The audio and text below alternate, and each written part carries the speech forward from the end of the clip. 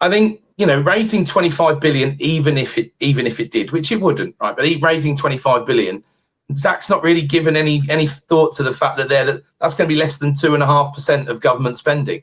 So increasing things by less than 2.5% is not going to be a big material difference. It's largely what happens in real terms every year anyway, Duncan, with the tax that we already raised. So one of the fundamental failings is understanding how tax works and where it largely comes from.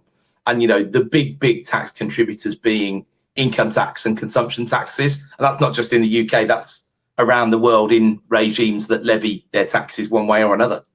But the other side of his argument, Adam, is we have this thing, the Bank of England. It belongs to the public. There's stacks of money in the Bank of England. Why don't we just spend some of that on making our country better? Yes, nothing wrong with just printing money when we need some money. I mean, Zach, again, I'm not sure if he's too into the technicals. I don't really think that he is from what I've read or what I've heard from him.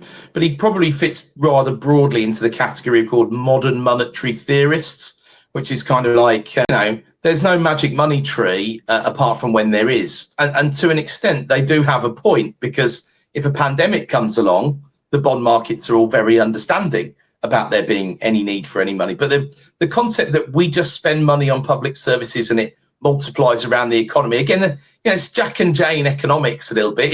He would fit into the Keynesian school, and it would make sense, apart from his political allegiances, it would make sense that he would deride Thatcher specifically, because she brought monetarist economics to the UK, just as Ronald Reagan did with his voodoo economics in the US at the time.